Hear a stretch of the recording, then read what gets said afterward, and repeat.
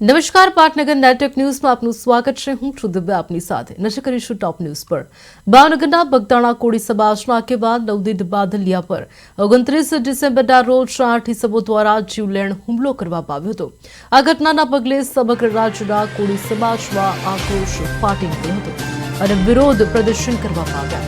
હુમલાનો ગુનો નોંધાતા મહુવા પોલીસે 8 આરોપીઓને ઝડપી પાડ્યા હતા। ત્યારબાદ રાજ્ય સરકારની સૂચનાથી ભાવનગર રેન્જ આઈજી ગૌતમ પરમાર દ્વારા એસઆઈટી ટીમની રચના કરવામાં આવી હતી।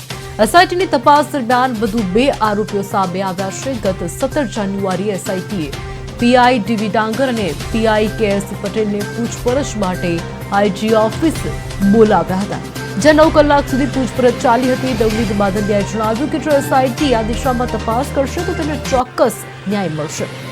હવે જોવાનું રહ્યું કે એસઆઈટી પીડિતના જણાવ્યા મુજબ મુખ્ય આરોપીનું નામ દાખલ કરે છે કે નહીં।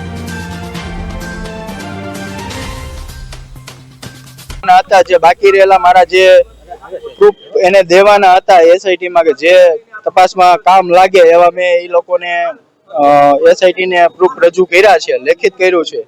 જે કઈ મારે દેવાના હતા એ બધું આપ્યું છે। એમની કોણ છે હુમલા પાછળ ષડયંત્ર? હુમલા પાછળ જયરાજ જ છે ખુલ્લીન।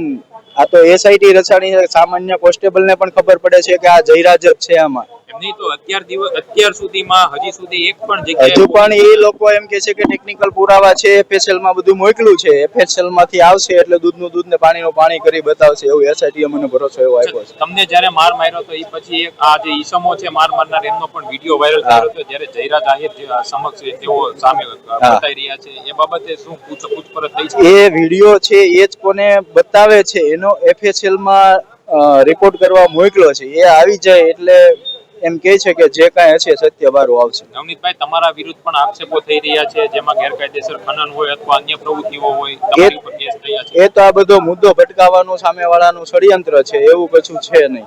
જો તમારા કોળી સમાજમાંથી 15 ધારાસભ્ય અને 3 કેન્દ્રીય મંત્રીએ તમને લઈને રજૂઆત કરી છે મુખ્યમંત્રીને, પણ હજી સુધી તમે જે કહી રહ્યા છો એ દિશામાં તો એક પણ પુરાવા જયરાજ આહિર વિરુદ્ધ છે નહીં।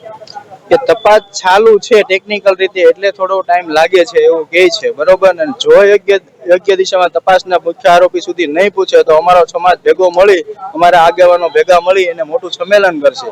જો હમણાં સરપંચો અને બધાએ આગેવાનો મળી અને કીધું છે કે ભાઈ વહેલી તકે આનું નહીં ઓલું કાંઈ આવે તો બધા રાજીનામા આપી દે છે।